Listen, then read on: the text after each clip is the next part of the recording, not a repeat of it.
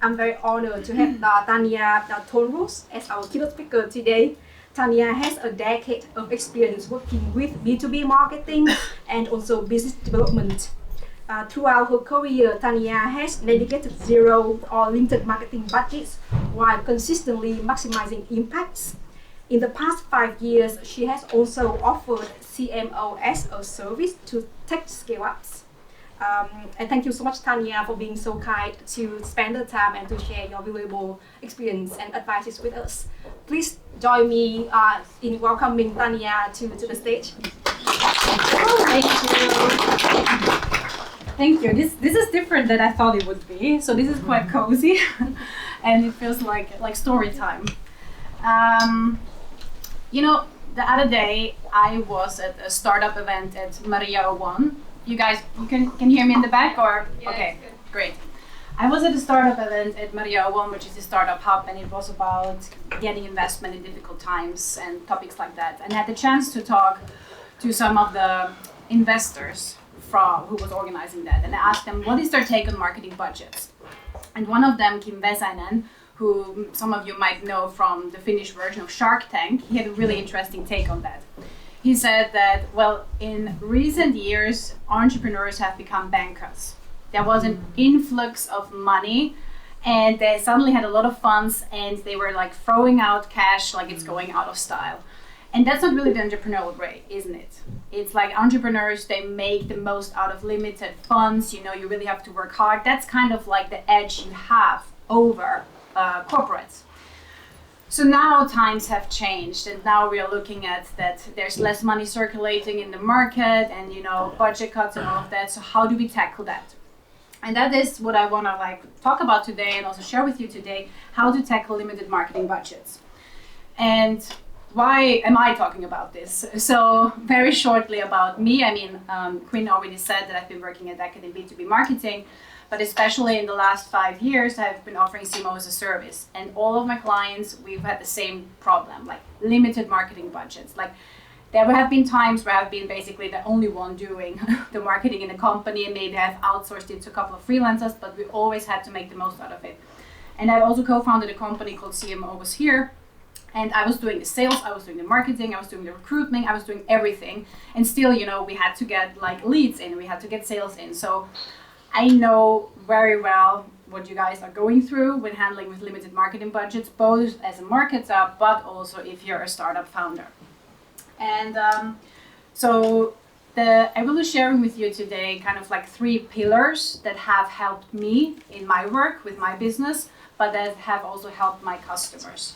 And especially one of my recent engagement was with an industrial automation company, and we've used the exact same tactics I'll be sharing with you today for them, and we had a 900% increase in sales qualified leads in the first 10 months. So the tactics, they have been used. Of course, it always depends on how you execute them, but I will do my best to give you some practical examples. Also, I come from the B2B marketing world, often where there are salespeople involved. But even if your company is in B2C, or you have a B2B product where people, in SaaS, where people just sign up, just think about what can you learn from this. We're here to adopt a growth mindset, and there's always some piece of wisdom or some nuggets of wisdom we can take away. All right, let me just quickly check my notes. Okay, we're good. First off, I want to lay... Does this work? Yeah. First off, I want to lay the groundwork and talk about why are we actually doing marketing? What are the goals of marketing? And in my work, I have identified 3 of them. So the first one is attention. That is the traditional way of seeing marketing. You can't sell to somebody who doesn't know that you exist. So we need to get people's attention.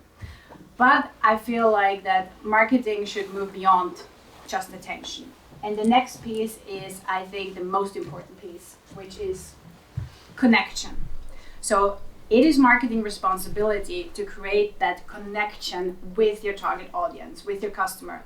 And that can be done through content, that can be done also through, calls or whatever. Mostly content is really helpful with that, because, If you share content and you show them that you understand their problems and you understand their pain and you can help them, it creates a connection. You cannot simply go from attention to revenue. But if you do attention right and if you do the connection part right, eventually you will end up in revenue. And I believe that marketing is responsible for revenue. Like, gone are the days where marketing was sales little helper. Today we need to work together to make the most out of it. And that's why I also think that marketing should be part of business decisions. It should be part of the overall business strategy. Because, I mean, why are we marketing our company? It is to help people and then to create revenue. Because if you don't create revenue, you don't have a business, you have a hobby. So attention, connection, and revenue are the three main goals of marketing. All right, I promised you that I'm going to be sharing some 3 key pillars of marketing tactics that you can use with limited marketing budgets. So let's dive in. The first one is email. Now, email has very bad reputation, but the thing is, everybody's doing it, but nobody wants to talk about it because it feels like it's like this email, spammy, and all of that.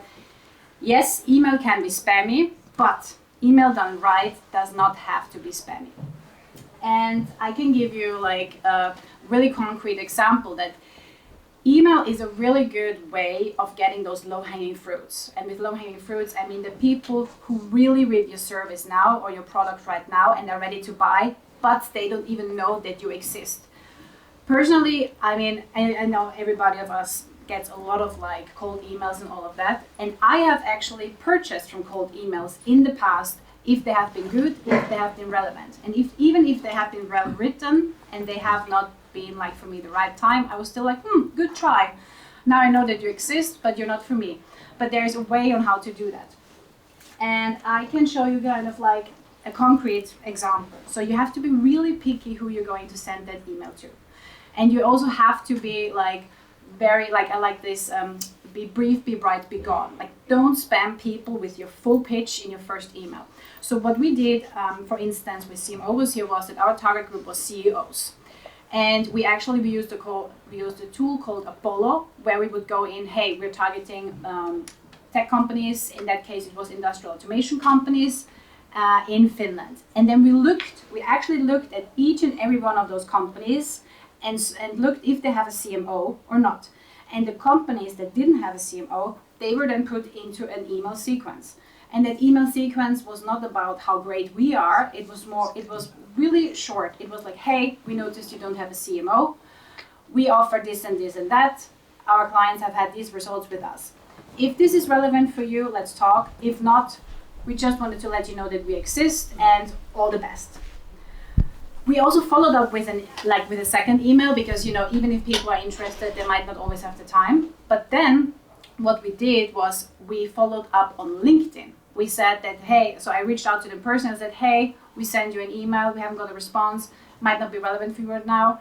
In the meantime, let's stay connected on LinkedIn. I'm sharing B2B marketing advice, I'm sharing things that might be relevant for your growth. Happy to pick up the discussion when you guys are ready. And we have been doing this. We've been sending out hundreds of emails like that. And we haven't gotten a single complaint. We haven't got a single marked as spam or anything like that. And we've gotten clients and leads, I have to mention. And for my customer that I personally took care of, the industrial automation company, most of the leads we actually got them for email. So this is a very simple and effective way for catching those low-hanging fruits. And especially if you're not known in the market, you don't have a brand reputation and all of these things, have a look at email, but don't come off as spammy and be very, very picky who you're sending this email to. Okay, the second one, of course, it is LinkedIn. LinkedIn is just a tiny part of an overall content strategy, but because we don't have that much time today, we'll focus on LinkedIn. That if you're in B2B, but even if you're not in B2B and you're B2C, and you're the CEO of a company, you're the founding team and all of that, You are essentially, I believe that every founder has to be the brand ambassador for the company. If you are not shouting with all your force from the rooftops that, hey, look at what we're doing and this is us and all of that, who else is going to do that? So be the brand ambassador for your own company. And the question, and if we focus now specifically on LinkedIn, the question is always, or like the concern is always, but I don't know what to write. I don't have time to write. I don't, all of this, and I get it. Like content creation is time consuming and that takes resources. But we have to think again, we have to think smart because we don't have a lot of resources. And I actually saw it in the, when you send in those keywords on the screen, repurposing. Content repurposing. That's the name of the game. You have content, you just might not know it yet. And I can give you a very concrete example of what happened to me. So I have been like posting regularly on LinkedIn for like 2 years, put a lot of like effort into my posts. And then suddenly a random stranger who I've never talked to or met before, he reached out to me on LinkedIn and he said, "Are you aware that your LinkedIn posts should be videos?" And I'm like, no, but tell me more. So fast forward to, it took us within 2 weeks, we have actually set up a whole video shooting day. I came with 10 LinkedIn posts that I've posted in the past. We shoot those 10, we did some kind of interview style where he was asking me questions and I was answering in the same kind of way that I wrote the LinkedIn posts. So after 4 hours, we had 10 episodes of 4-minute interviews, and we called it CMO chat. And suddenly those 10 LinkedIn posts became 10 videos. And then we took one step further. Those 10 4-minute videos, we cut each and every one of them into clips. So for each video, we then had short clips that we could use on LinkedIn again, on TikTok, on YouTube. And suddenly we had 30 more content pieces. So this is just like an example of how you can utilize existing content. Another example, if you're a marketer and if you want your CEO or your sales team or whoever is in the company to post more, something that I did also with one of my customers was that I created a content database. So it is a very, engineering, very tech kind of company. So I interviewed the engineers about, their expertise because I'm not an engineer, but we needed content. So I interviewed them. I had an external content creator write one blog article. Then I took this one blog article and said, okay, we can actually make 5 LinkedIn posts out of that. It was not difficult. So suddenly we have one blog article, 5 LinkedIn posts. I put those 5 LinkedIn posts in our company content database. And then 5 guys were starting to post those articles. So we came from one article to 5 LinkedIn posts, and then 5 people posted it. This is 25 touch points with your target group, with your ideal customers. So think about what do you already have, because people don't remember what you've posted a year ago, and they don't see everything, and they don't remember what your colleague posted. So repurpose and reuse also within the company, create these content databases. And another tip, because I saw AI also, how I create my LinkedIn posts is that I use a tool called Otter. So Otter transcribes meetings for me. But I also use it that, for instance, I get my best ideas for posts when I'm walking around, when I go to the bus, so when I'm, doing stuff at home. Then I take out my phone, I just talk into my phone, I record it. Otter transcribes it for me into text. I take the text, I put it in ChatGPT and say, hey, create a LinkedIn post out of that, keep my tone of voice, keep my sentences, just fix any grammar mistakes I might have made, and boom.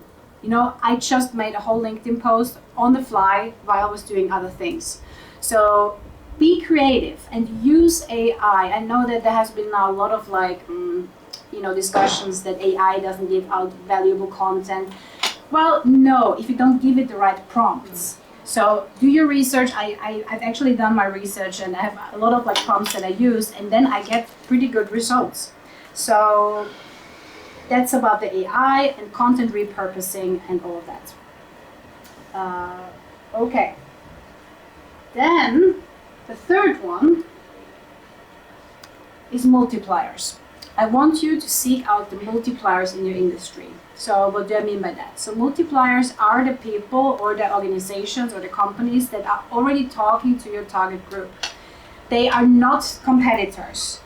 They are people in the ecosystem who already have built the trust and they have already built the connection with the people that you want to reach. And this is not necessarily about partner marketing. It is more about that, hey, we really like what you guys are doing. We can offer this and this and that to your target group or to your customers when the time comes. Hey, you know that we exist. And this is something I did that I do for my own business, which is that I have partnerships with VC firms and they are not like official partnerships. They are more like they know that I exist, and when they have a portfolio company that could benefit from my experience and my service, they reach out. And that is like a way of having like these low-key connections with multipliers, and that might be different for everybody. But I found, this is also. It's also like building relationships. Again, it goes back to the part of marketing being part of the business strategy, business development. And I see this part as marketing's job. I think that's all what I wanted to say about the multipliers. Okay, so email, be really like have good emails, be picky we're gonna send emails to, be brief, be bright, be gone, test different things, test different target groups. Then the second one, LinkedIn, really level up your content game. LinkedIn is a news channel. LinkedIn is a microphone. And I think I've heard that there's only 2% of people who are on LinkedIn that are actively posting. So there is opportunity. If I compare it, for instance, to Instagram, like the reach is crap. But with LinkedIn, that even if you have less than 1,000 followers, you can still get decent reach if your content is relevant for a target group. And with time, you also get better, you get more confident. I'm posting a lot, but I'm still nervous every time I post. But then, you just get used to it. And then the multipliers. I have another bonus tip that you can do, or I advise you to do, which is if you're already doing marketing, really do a marketing audit. Like look at where is your money going and what is the return on investment. Two very common like money suckers are marketing technology and then external marketing agencies. So really look at the technology you're using, because especially if you're a small company or startup, sometimes that fancy marketing tool, it could actually be an Excel or a Word document. Like really, like I try to stay away from marketing technology as long as I can in the process of a company, because sometimes it just makes things complicated, and especially if budgets are tight. And the other thing is agencies. A friend of mine, she just became the marketing lead at a company, and she did a marketing audit, and she saw that they were paying this very famous PR agency, very well known in Finland, a crazy amount of money, and they were delivering nothing. They even sold them like some kind of results, which eventually turned out were some ads that they were running themselves, So they were like, not gonna happen, and they cut it. And now they have money for something else. So do a marketing audit and see where you're spending your money and what you're actually getting from. So yeah, that was basically it. I just want to mention that like how, if you want to keep up the discussion, if you're interested in working with me, like I said, I offer CMO as a service. I'm currently available for one new client, B2B space, growth company. Also, I already want to tell you now that what I told you today, it is part of a new program that I'm currently developing. It's going to come in February. It's a marketing bootcamp for startups that have limited budgets and how to use it. So the things I've been sharing today, we would go deeper into that, share systems, share strategies, share templates, so you can actually level up your marketing game without breaking the bank. So yes, thank you so much for listening, and thank you for your attention. Thank you so much, Tanja. Now I try to remember the 3 tips. Let's try if we all remember. That was the first tip from Tanja. Email. Second one. LinkedIn. The third one. And then the tip, the bonus tip. Marketing audit.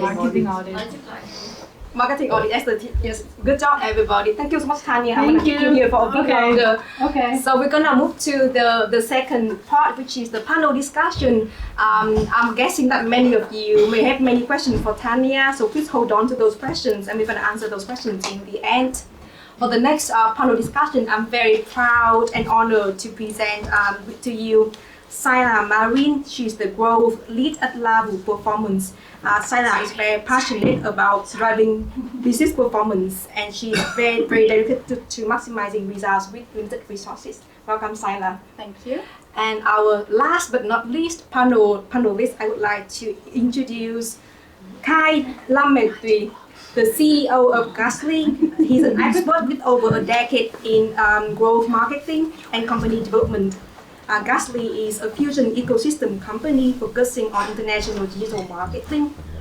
And I would like to also share a fun fact about Kai. Since we are in one of the Slash official site event, we are very proud to have one of the Slash founders here today is Kai. So big applause to Kai.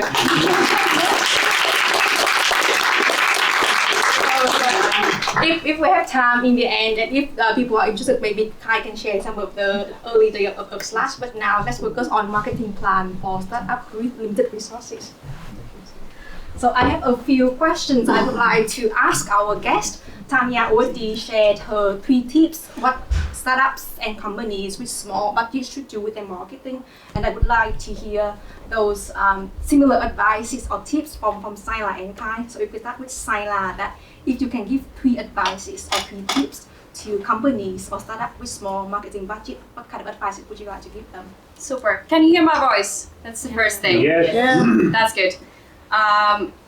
The thing is, you introduced us, but I also wanted to add that I work for a startup, so I'm here with these top professionals to provide kind of peer support for you guys, because I also run the marketing for a startup.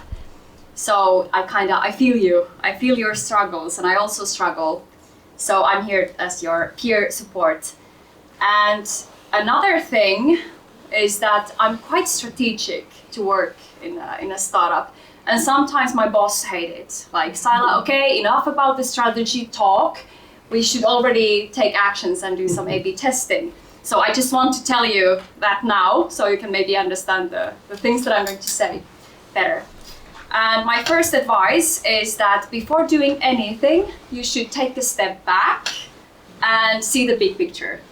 Meaning, if you have a strategy, you've done strategy work, go and revisit it. See who is your client, what are the pain points that they have, the needs that they have as well, and how should you talk to them before doing anything else. Because if you don't do this, sorry, I don't want to hit you. If you don't do this, you just end up doing random things with 0 impact. So this is the very first thing that I would do. And it doesn't need to be heavy strategy process, time consuming and money consuming, but just, to go back there, see the strategy, your client, what you're actually doing, and take it from there. So that's the first thing. Let me just revisit my notes, they are here. After that, when you actually start implementing things, I would advise you to build a systematic way to do A/B testing. And A/B testing is something that is really typical for startups, and it's a good thing. But if you don't, do basic things like decide what you're actually testing, set KPIs before you start the testing, and also pause after the testing to analyze the results, you once again end up doing random things, and you don't actually know what is working and what not. So that's the second thing. And the third thing is more practical. Tanja talked about content, and content can be part of this. That is thought leadership. If you have low budget or no budget, this is something that you can do right away. And of course, you can do it as a company. You can, for instance, share content on LinkedIn, but you can also do that with individuals in your company. For instance, in Laavu Performance, we have 3 individuals that they are part of this thought leadership pilot. So basically what we did, we started this in June, I guess, and we sat down with the thought leaders, or to-be thought leaders, and we set goals for the next 3 months. So they got to set goals for themselves, and we also analyzed things like, okay, so what is your thought leadership persona?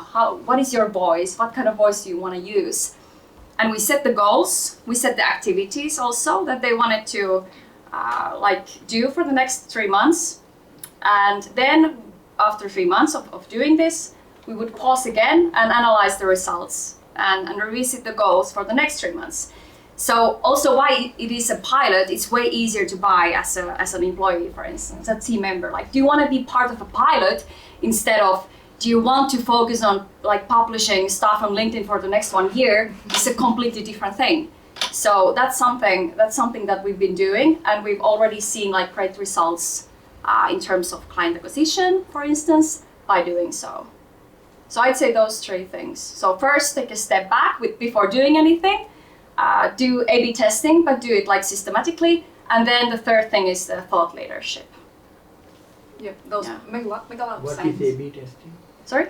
What is A/B testing? A/B testing. It's like, what is A/B testing? How can you explain that? In marketing. In marketing, for instance, you can A/B test basically everything. It can be an ad. You run an advertising campaign and you do A/B testing for creatives. You have 2 different creatives and you test which one works better, or a landing page or whatnot.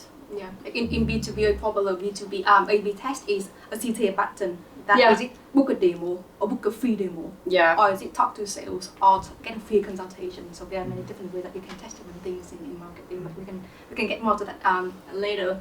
Thank you for sharing, Saila. I would like to move the attention now to Kai. After hearing the 3 tips from Tanja and from Saila, what would be your 3 tips for the companies with small marketing budgets? Yeah, so thanks first of all inviting me to this event. It's very nice to be here, and thanks for the previous ideas. They were really great. And my 3 ideas are basically like, first of all, be curious and kind of test sort of a little bit of everything and build a long list of stuff that you could do. And so being open to all kind of different things that you can do in marketing, because there's so many things that you can do there, even with smaller budgets. And then when you have that list, the second point is prioritizing, finding the priority. There are many different types of prioritizing work. One is called ICE. So you find something that is that you think that will have the biggest impact, whether it's sales or reach or impressions or whatever KPI you choose. But you're looking for the biggest impact. Then you think that how confident am I that this would work and get the results, and then easiness. And the last part is super important, because then you get to look back at yourself. What can I do? Do I have the money? Am I outgoing? Can I go to social media and put myself there all the time and build a personal brand or something like that? So the second point is prioritize that big list. And then the last, which is most important in all the startups, execution. Get shit done. This goes to development. This goes to marketing. It applies to everything. So in short, those are my 3. Be curious, build a long list, kind of look out there, look at all these different opportunities: LinkedIn, advertising, organic social media, search engine optimization, search engine market advertising, whatever. And think what you can do, where's the confidence, how you can get things done quickly.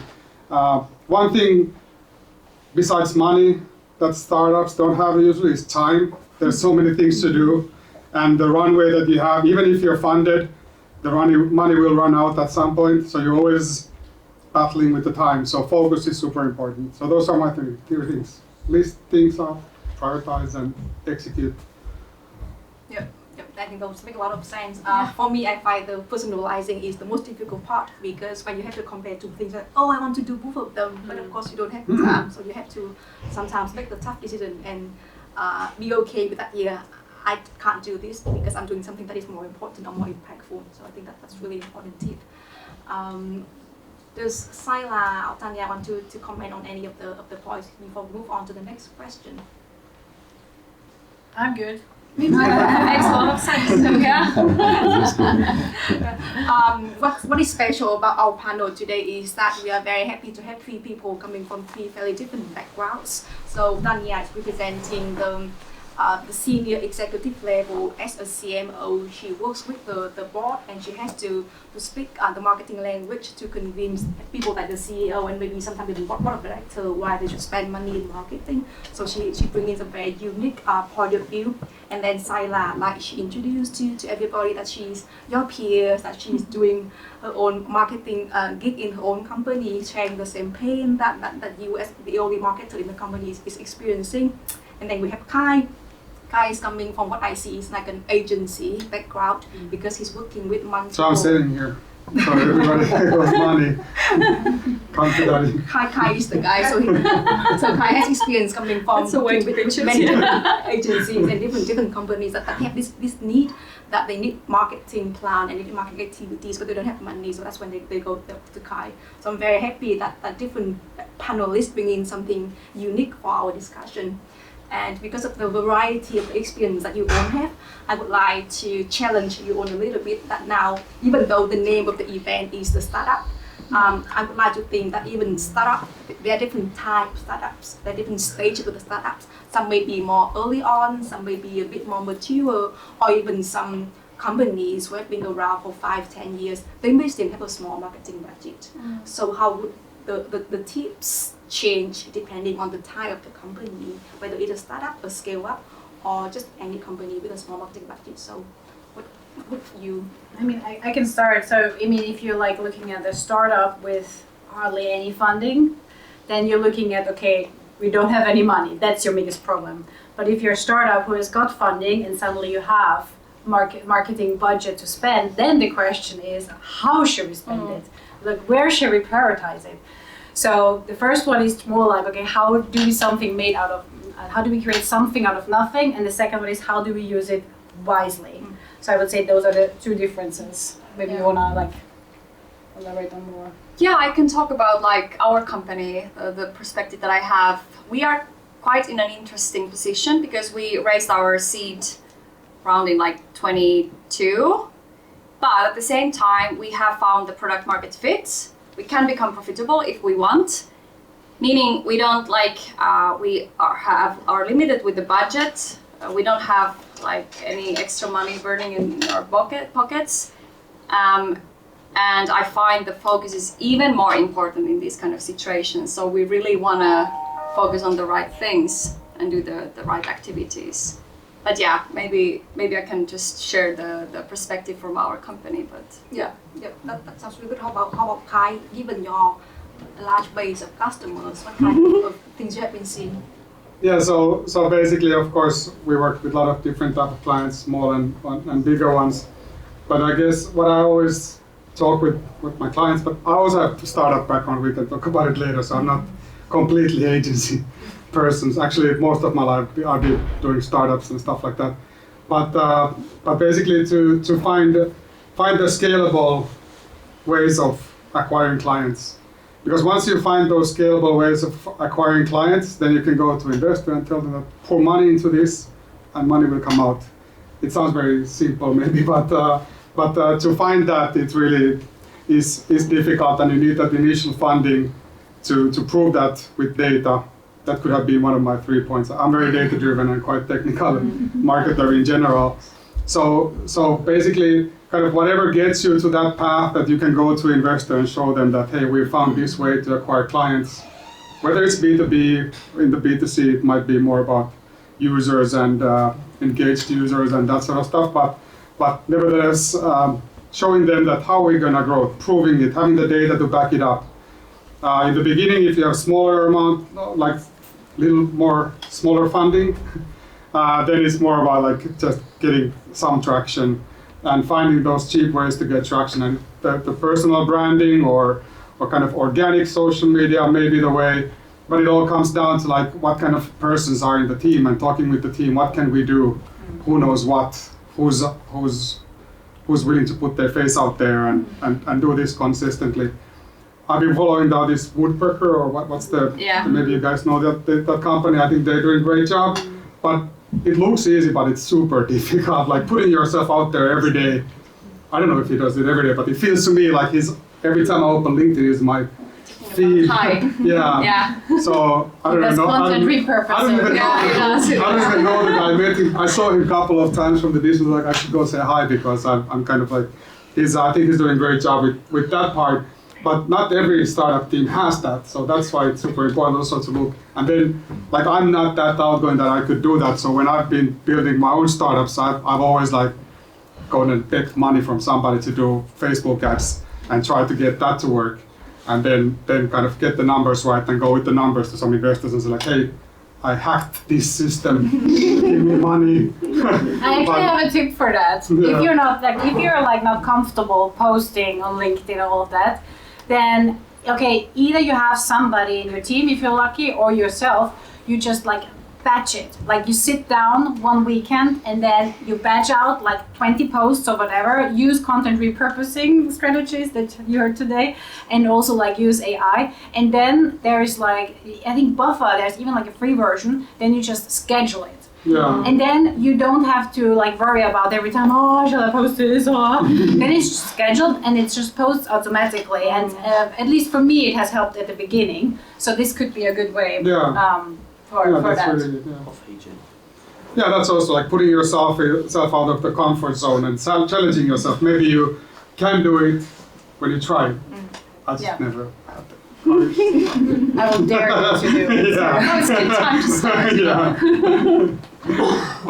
But maybe that's my kind of take on the topic that whether it's Google Ads or search engine optimization or broadly content marketing, or it comes to that prioritization with ICE, like big impact, what's easy to do I believe that this will work, and it's also when you're a startup.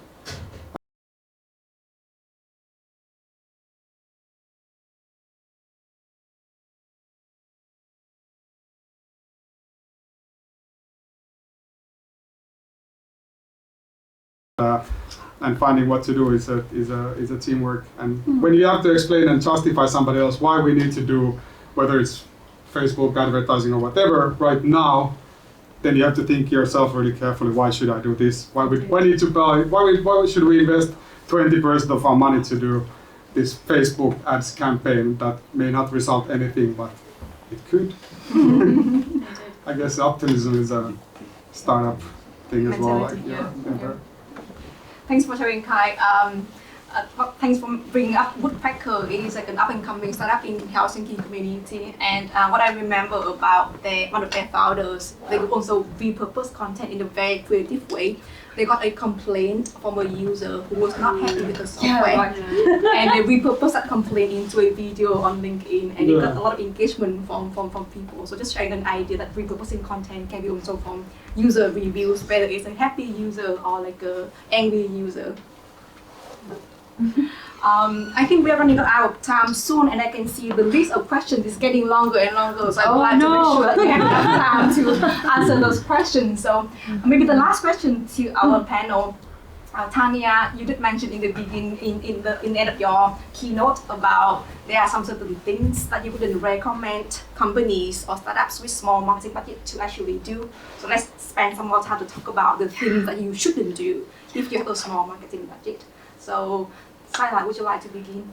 This is my favorite topic. Yeah, oh my god. So, and this is also a rookie mistake that I've seen. I've done this as well. Especially when your budget and time and everything is limited, don't try to do everything for everyone at the same time. It's like, choose your battles, keep the focus, and because the thing is, there are like two different angles on this. First of all, you end up doing, once again, random things with zero impact. And then at the same time, we know that burnout is a case of today. It's super common. So especially when you try to do different things all the time, you're pushing yourself and you lose the focus, it's not sustainable, not for you, not for the company either. So also to consider that. Focus also helps you to feel better as well. So yeah, I'd mention that. I think that is like a very good tips, because I'm not working in a startup, I'm working in a scale-up, but still we still have limited resources. because we have to do many things. So do we go on LinkedIn? Do we go on Twitter? Do we go on Instagram? Do we go on TikTok? Do we go on WeChat? Do we go on Weibo? You can't be good at everything. So when you are limited, you have to choose your battle. Yeah. Do really good job at LinkedIn, and then maybe move on to Twitter or Instagram. What is the best channel for you? Yeah. Instead of trying to be everywhere all the time, that let's have a company profile in all of the channels because it is hot right now, and you end up being inactive in all of the channels. Yeah, and if I can add to that, also like if you're struggling, if you don't know what to do, go back to your client, think about your client. If they are, for instance, I'm sometimes challenged, like why you guys aren't on TikTok? And I'm like, well, our clients are not on TikTok, so why would us go there either? So it's always beneficial, useful. If you're not doubting yourself, think about your clients. Choose the channels, everything, all the activities based on them. And then also, like everyone has an opinion about marketing, right? So keep your cool. And you said that you need to have the why when you want to ask for something. The same way around. If someone comes up with an idea, like, hey, Tanja, we should do this cool thing. I saw it. You should like ask, okay, that's wonderful, lovely idea. Why should we do this? What's the impact on our business? So yeah, that might help as well. Really, really good sharing, Saila. Thank you. Tanja, would you like to add anything to your know list? What did I say? I said marketing technology and also like evaluating the external like providers you're using. I mean, I really like that what you just said about like content that you can't be everywhere at once. What else shouldn't you do? Don't. That is something I've seen many times. That sometimes your product is suitable for many kinds of target groups. Like you have, for instance, a target group that could be a bank, and then you have a target group that could be an industrial automation company. All of that. And don't try to serve everybody at once because they have different needs. They have different problems. So pick one, maximum two, and focus on those. And if they don't work out, then move on to the next one. But don't try to reach all your target group with the same like generic messaging. And really like focus on specific ones, but then focus on less and make it more like make it like have a focus and make it more personalized to that target group. So maybe that is something I would recommend. Yeah. Pick your battle, pick your target audience. Kai, would you like to add in your know list?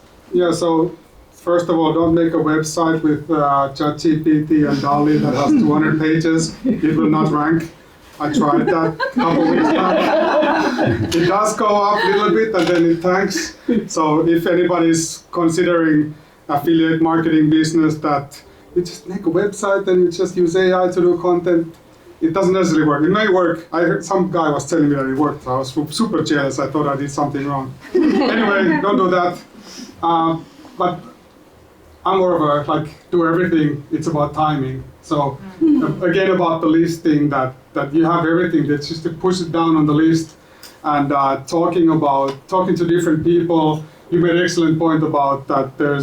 Everybody has opinion. What you should do, you should not do. Talk to those people, listen what they say, listen why they think that you should do it, and then go back to your own prioritizing tool, whatever it is. If it's ICE or something else, just use that and consider like, can I do this? Do I have the money to do this? What's the impact and what's the confidence? And kind of that's also when if you're not that comfortable or experienced with marketing, it's a great way. All these salespeople will love to talk to you, so just go on and listen to everybody and suck everything out of them, and then kind of go back to your list and think what to do. It's a little bit annoying because they keep chasing you these days with this automatic HubSpot emails. But just put them in spam. I really like what Kai said there about go out and talk to the people in the company, especially people with ideas, because sometimes they would have good ideas out of 10 bad ideas and maybe one good idea. So you want to be there when they mention that one good idea. And the way that I have seen marketing works is that I think of me as a journalist. So I don't have ideas about the industry or the market, but I talk to the salespeople and I interview them, I ask them questions, and I'm like, that can be a blog post, that can be a landing page, that can be a campaign. That one doesn't work. Yeah. So I really like what you said, like that. Yeah, listen to the people and then write out the things, like make it to the list so that you can prioritize it to see, okay, do I do it today or next year or next 2 years? Yeah, and sales and customer success people, for instance, they know a lot about the client and the pains that the client have. So, yeah. I think we can continue this for a long time, but we do have at least 8 questions on the screen. So I would like to end our panel discussion part here and move on to the Q&A. But before that, I would like to invite everybody to give a big applause for our panel.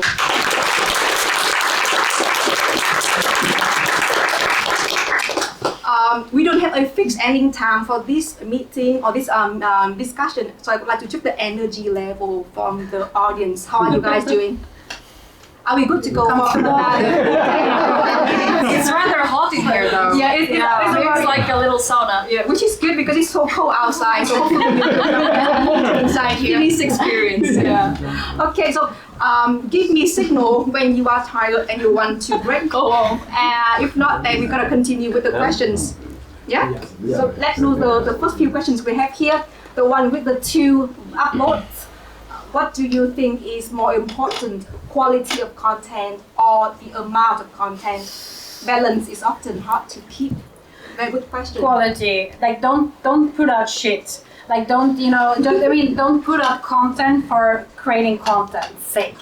Like and with quality, it doesn't necessarily mean that every post has to be super deep and have super like all kinds of amazing things. But something that is relevant, that can be relevant. And sometimes it's just that, hey, you had an interesting meeting today, this is what you learned.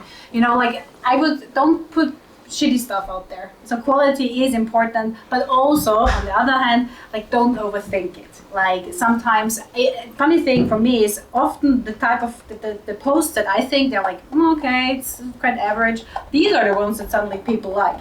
So sometimes you never know what is like high quality, but what is a low quality in some other people's opinions. So yeah. Okay, so that's Tanja's opinion. Does Kai or Saila want to challenge that opinion? I'd say it depends. I work with like perfectionists. So for them, I'm always telling like, done is better than perfect. Good enough is good enough. Don't aim for perfection. Of course, no shit. That's like, yeah. But if they could spend hours and hours fine tuning the posts. No. In that sense, it's like the quantity. Yeah. So like aim for something like 80% for the quality. But of course, if you don't have anything to say, don't post shit. Yeah. Yeah, I come completely different angle. That's amazing. I'm like just push it out, get shit done, no matter and also this comes, of course, maybe this is because you guys are more social, like of course if it's LinkedIn and kind of very serious professional environment. Very serious. Very serious. But I don't know, I'm always like, push as much stuff out as possible, check the data, kill bad content is a nicer word I was thinking. Kill everything that is bad and doesn't work and improve or try to improve it and iterate. So I'm always like, let's get things done fast. Don't start dwelling. A little bit what you were saying, like I guess in the end it's about balancing. So I'm also now just trying to be different, to be different. But I'm always like with everything, like just get a lot of things done, and especially with paid advertising, you just put everything there, let the algorithm optimize it. The algorithm won't show the worst videos. We're now doing, this is not my agency work, but we're doing this dice game, and we have these really bad videos and I'm super embarrassed about them, but we don't have anything else. So we just put them all on Facebook campaign. And then I was like, I knew this wouldn't work. And even the algorithm won't show it to anybody. It's showing other stuff, but then I showed my co-founders like, guys, I'm not a visual person at all, or design, like I don't understand anything about colors or anything. But even I understand that this is really, really bad. And look at the data, it's really bad. We need to do better content so that it would at least compete with the other, like it's you compare, like A/B testing was mentioned here. So A/B testing 2 different designs, the one that is better, but I still, like I'm more if you have to choose more about quality or content, I would put like a quantity or quality, quantity every single time, whether Okay, it's so SEO or. Here you have it. So two very different opinions. Yeah. So choose your flavor.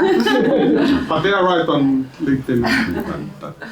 I do see a slight difference here, so I'm guessing that where Tanja and Saila are coming from is about, for example, like a blog content or an article, that when you write something, it has to be useful for your target audience and can't be no value. And then Kai is coming from like when you run ads, because when you run ads, you don't know what message is catchy to what target audience, and there may be 20 different personas in your target audience, and they may like 50 different things, and in this case you have to have different messagings out there to get people's attention to read the blog. I mean, if you're talking about different kind of messaging, yes. But if it's like if it's potentially hurting your brand, Yes, that's the thing. then I would be wary of just pushing content for content's sake, or even if it's just ads, because still, like, you know, those touch points, they create your story. So if it's like, maybe in tech terms, if you have an MVP and it's like, okay, this is good enough, like you said, then we're good to go. But if it's like, if you're embarrassed yourself, No, but it's about trade-offs as well, of course. Yeah. We've been selling these dice games for a week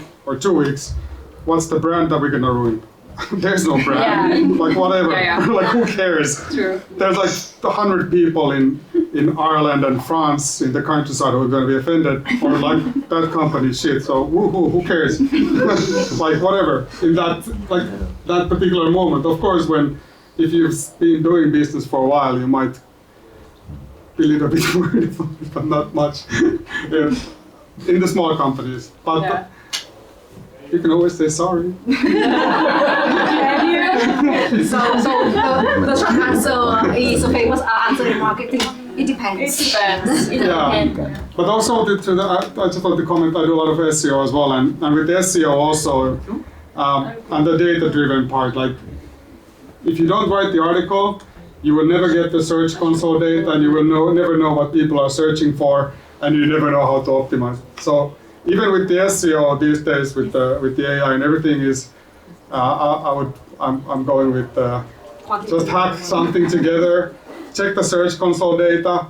Maybe you got lucky and you got it right the first time, like my 200 pages about traveling with kids around the world.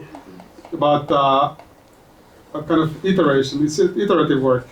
Nothing is perfect first time. Thank you, Kai. I think we need to move on to the next question. Is posting daily recommended? Some people say it is, but some people say there's a risk to spam people. It depends, I guess. I mean, if you have the content and the energy to post daily, I mean, why not? You know, you have to think, okay, some people might see your post several times and all of that, but then you also have to think about that you want to eventually reach more people. Yeah. And the more you post, the more likely it is that new eyeballs will see your posts. But I mean, if it's something I would definitely not recommend for starting off, like having the intention of posting daily, because it works when you've already have this content database where you have established, and then you just automate it. But yeah, I mean, I don't have so strong opinion on that. It's personal flavor, I would say. Some people might get offended, or they would get annoyed and they unfollow you, but eventually you might reach more people. So that's the trade-off. Yeah. But, yeah. Is Kai gonna say twice a day? No, of course not. Never. No, I don't think you should post daily. There's very limited of organic visibility that you will get anyways. And I was making the point of finding those scalable ways of growing, which is for every definition of startup is very different. So it depends on the definition. But the way I see startups is that you have to grow fast, really fast, and get to the growth path, and that requires scalable methods. And posting daily, in my list, doesn't go to high impact. Well, it's super easy, but confidence and high impact, especially the impact part, is missing there. Of course, if somebody has tens of thousands of followers on LinkedIn and you're selling something B2B and they're relevant followers and not just bought somewhere online or anything like that. So, but yeah, I can't imagine I know many people do it, but then it's if you're doing like if I'm doing a consulting business and selling myself as to be a speaker in the events and like putting my personality there and selling, if I'm the brand, if I'm the product, then I might do it because it would help, and since I would have the connection and the network there. But if we're thinking about it in the context of startup, one person selling themselves is not a startup, in my opinion. Okay. Thank you for your Sorry for stopping. If you want to like engaging with the I do.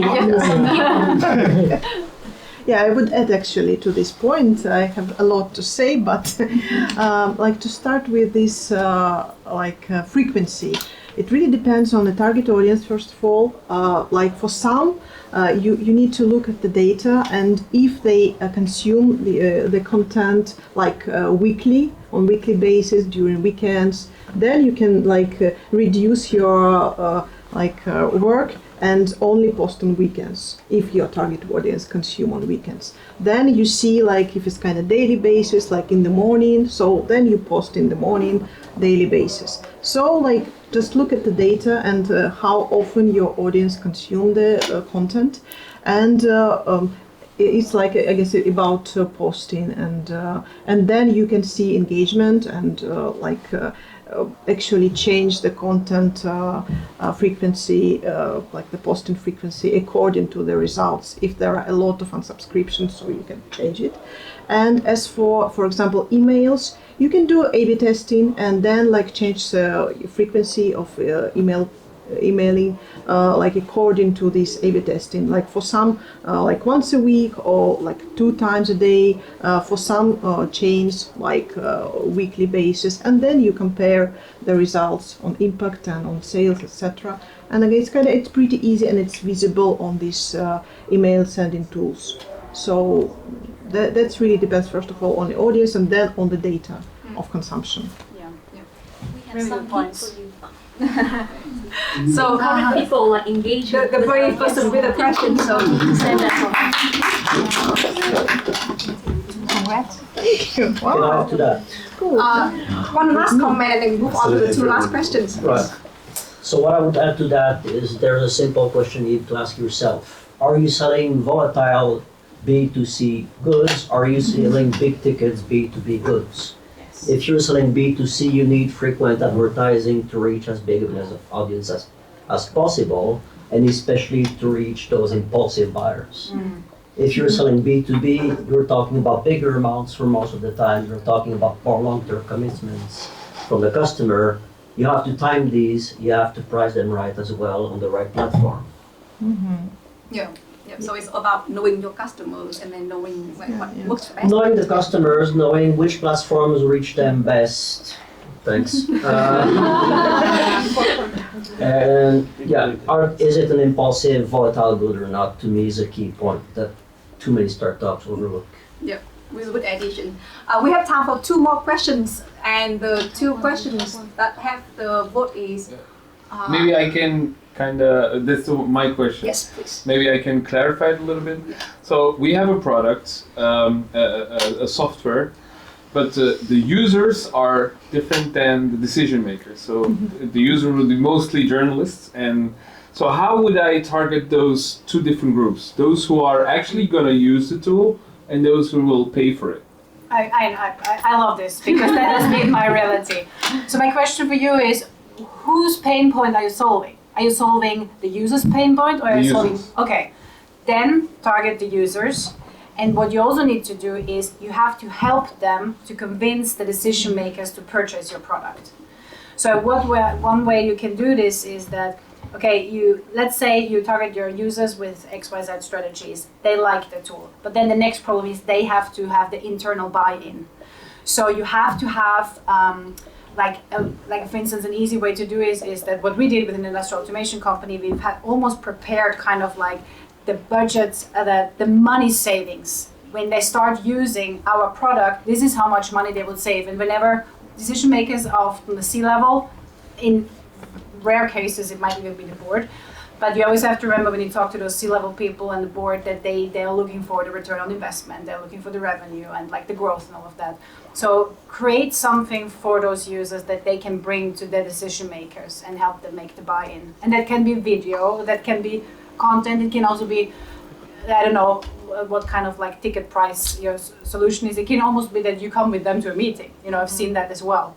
So yeah, that's my very quick advice on that.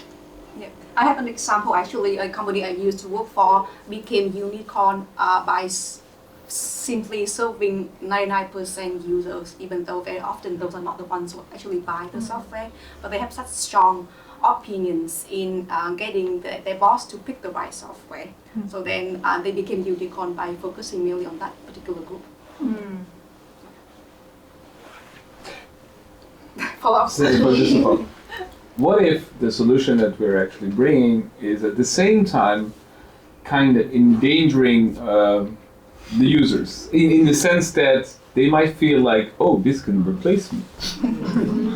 So this is a kind of like a tricky balance. It will make your life easier, but at the same time, for your bosses, it will save a lot of money because they will have to spend less money on you. Then at least you don't have to worry about the buy-in, if that is eventually what's going to happen. Context is needed a little bit. Maybe, I don't know, maybe we can also talk more about this afterwards. But how fast are they going to be replaced? Like, are we talking about years in the future? Are we going to talk about you buy us and then a couple of months you're gone? It's difficult. Well, just to give you context, our first client just decided to fire their 2 data journalists who would be using the tool, and they're kind of making all the other journalists use it. Yeah, it's an interesting case. Make the journalists pay and not tell the bosses. So you're killing all your users, and what you're left with are the decision makers. That's kind of like in the long run. Or that everybody has a boss, so don't go down, go up. Target the boss of the boss, or whatever. Go top down. I guess that's. But maybe it's like, if you're like, maybe you can, if it's a team, then you might target like the head of the team, and then they might not need as many people in that team. That could be something that, okay, the team works more cost efficiently, that you might not actually like target that particular person whose job is at risk, but there's still somebody who has to manage the data. Yeah, I mean, from our experience, it really makes the work easy, but at the same time, it's such a new thing, like a tool for journalists to access data and immediately make stories with it. But then at the same time, we also felt when we were giving workshops to the journalists that there is this fear of, this could be extra work for me, but other journalists feel like, this is actually going to take away my job. So at the same time targeting the users and the decision maker, it has been really tricky. We were looking for the right balance and also like which way to approach it. Are we going to market more and you're going to save money, or are we going to it's going to make your life easier part? Like, which are the messaging that we should use? Like, these are tricky questions. I guess you might need to continue this conversation. Yes. Yeah. So it's a long one. And I would love to share my experience with you as well, because my previous company had the same situation, and at least for that particular use case, they made a way to convince people that you are saving time by using this tool. So what you're going to do with this extra time you're going to have when you have 2 hours of the day, not having to looking for the data, what can you do with these 2 extra hours? So that's one option, but we can talk more separately. Okay, the last question for today, before I let our panelists have a small break. Do you use LinkedIn mostly for brand awareness or to generate sales leads? Do your posts differ for each, whether you want to do brand awareness or to generate leads? Who wants to start? always starting. Somebody else. Go ahead. I mean, I think I had the quote, like, you're writing your history, one post, one story at a time. So, I mean, every piece of content you put out there, every touch point you have with your target group or with partners or with whoever, it is part of your brand. So you have to be aware of that. And when it comes to LinkedIn is a lead generation sales tool. Like, I had a case where somebody started following me somebody started following me, and then a year later they were like, hey, now we want to work with you. And they have never, they just followed me. They've never even interacted with my posts or nothing, but they saw that I know something that could be useful for them. And that can generate leads and sales in the long term. Is it, if you want to go hardcore lead generation, we need leads now and fast, well, you can use LinkedIn Sales Navigator, you can use emails, it goes back to the email question. Sometimes, if you have people that are really established thought leaders, or they have a really unique product, they might put one post out there and they get a lot of interest and leads already. So it's a little bit, again, it depends. But I mean, what I do sometimes is that I try to balance it as well, that I share useful content, but then I also ask for a sale from time to time and said, hey, I'm available for a project, or hey, this is what I'm doing right now. But if I would push all the time, buy, or then it would hurt the brand, so to say. Yeah. Do you have any other thoughts? Yeah, the thing is, it depends on the content. It can be both. It can be awareness, it can be also generate leads or sale. The thing is, you have your marketing funnel, you have different goals for different posts. For instance, you do video, the goal can be brand awareness to increase that. You can also do content, you share your knowledge, it can be in the middle of the funnel, more or less. And then you might have more content that is focused on sales or leads. So it really depends. You can do everything. Yeah, I don't do awareness campaigns ever. we do all the campaigns that we do mainly. We do brand awareness campaigns where we're building audiences, but only because we want to get higher conversion rates and sell more. So I'm not talking about paid LinkedIn. Yeah. I don't do organic. I wouldn't do it anywhere else but TikTok and YouTube Shorts. That's the only place where I feel like you can get high impact for any organic content. In general, there might be exceptions, of course, but in general, and of course, my background is a lot in B2C, so it's very different. But yeah, we don't do that much awareness. Mainly, we do awareness campaigns where we're building an audience so that we can target them with conversions, whether it's do the lead form on LinkedIn, or go to the website and fill the form, or download the brochure, or whatever it is. It's always about sales, getting leads. Getting those numbers that you can go and ask for more money for your startup. It really depends on the business, because at the same time we do psychological coaching, so awareness is crucial for us. No one wants to buy such service from a company that they don't know. Mm-hmm. Yeah. So it really depends on what you're actually selling. Yeah, definitely. Well, and that concludes our panel discussion and the Q&A, the official part of today. I know that there's still many questions that we didn't get to answer. So the people, if you have the questions and if you still want to ask, do reach out to our speakers. They're going to still be here for a bit more, so that you can ask your questions personally to them.